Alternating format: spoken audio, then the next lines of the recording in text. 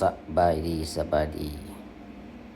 ลำขนปันปลาก็คือลำทรงขนปันปลาเนาะวันนี้มาเวตัดผมที่บ้านพลงามน้ำไฟพลงามน้ำไฟใกล้ๆกับทางขึ้นแดนสวรรค์คาสิโนเนาะใกล้ทางขึ้นแดนสวรรค์คาสิโนเป็นห้านน้อยแต่ว่าการบริการโคตรดีฝีมือโคตรแจ๋วเลยเจ้าประสบการณ์การตัดผมของเพิ่น ประสบการณ์หลายกว่า30กว่าปีผ่านมาแล้ว เคยตัดประสบการณ์หลายๆอย่างสามารถตัดให้วัยรุ่นผู้เฒ่า หรือว่าย่อมดัดทุกอย่างสามารถเฮ็ดได้ปรับได้เนาะ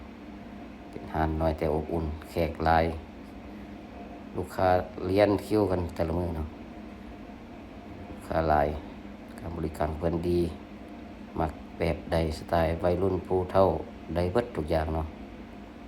ราคากันเองราคาบ่แพงราคาผู้น้อยเพียงแต่อะไร10 กว่าพันผู้ใหญ่20,000อันนี้ก็จะเป็นทางมาแต่บ้านเกินขี่มาแต่บ้านเกินทางนี้ห้างเพิ่นตั้งอยู่ระหว่างบ้านเกินกับทางไปเวียงจันทน์คือใกล้ๆกับทางขึ้นแดนสวรรค์นำรีสอร์ทคาสิโนของเฮาเนาะอืม เพิ่นตัดฝีมือบ่ธรรมดาแต่ก่อนมันก็เคยเปิดอยู่แถวใกล้ๆตลาดบ้านเกินก็ย้ายมาหลายๆบ่อนหลายๆที่ตามสภาพปัจจุบันมาตั้งอยู่เขตโพธิ์งามรถไฟก็หลายปีแล้วประมาณอยู่10 กว่าปีแล้วลูกค้าหรือว่าคับขายหนังแน่นบ่ขาดมื้อหนึงเพิ่นสามารถตัดได้หลายสิบหัวราคาบ่แพงลูกค้าก็เข้ามาบริการมารับมาใช้บริการตลอดบ่ขาดเนาะพี่น้องเนาะผู้ใดไกลไปไกลมาลองแวะอุดหนุนลองแวะเบิ่งเด้อฝีมือบ่ธรรมดารับรองว่าบ่เสียเงินค่าตัดแน่นอน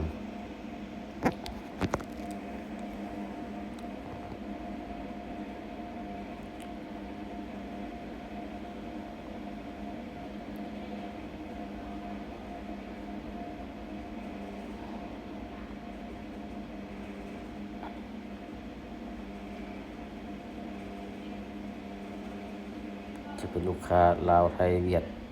จีนจะมาแวะบริการมันตลอดนะช่วงนี้ลูกค้าถือว่าบ่ขาดก็คือไอ้น้องหัวหน้ากองพันทางแดนสวรรค์มาตัดนำนะพี่น้องเนาะ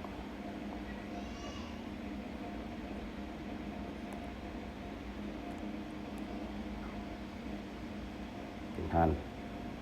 น้อยแต่บริการดีแบบบ้านๆ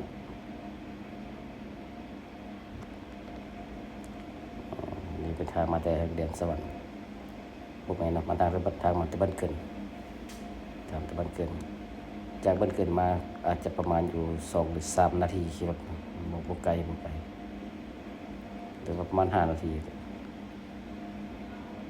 ข้าพเจ้าก็มาได้มาใช้บริการเพิ่นตลอดเป็นขาประจำเลยฝากเรียกมาแต่ทางนครหลวงก็ได้มาแวะตัดเพิ่น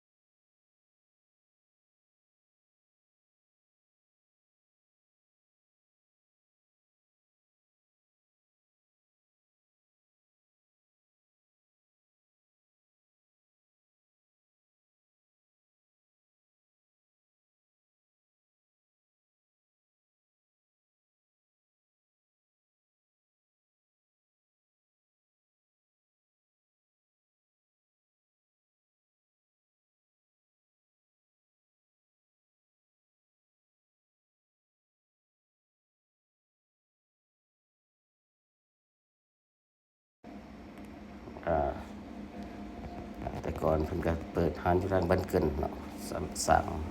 งซื้อทางร้านมันใกล้ๆทางขึ้นคาสิโนซบไปมาส่งหาบริญญาพี่น้องส่งหาบริญญาเจ้าของร้านซื้อตีบบริการตัดผมย้อมผมมักทรงใดมักสไตล์ใดได้เบิดพี่น้องเนาะไปมาถามไทยหาเพิ่นได้ทางจะตั้งระหวังกลางทางไปบ้านเกินแล้วก็ทางไปเวียงจันทร์ขึ้นแดนสวรรค์เนาะใกล้ๆกันเนาะ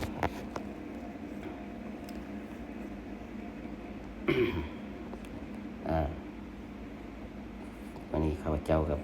ได้ผ่านมาแต่นครหลวง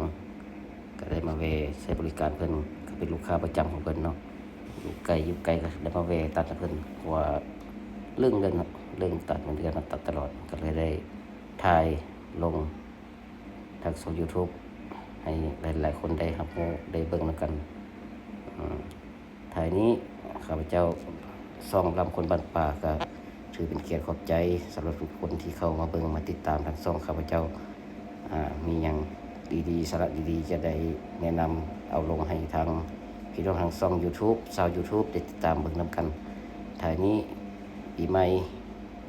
เราที่ผ่านไปขอให้สุขภาพทุกคนแข็งแรงค้าขายร่ำรวยมันๆเฮง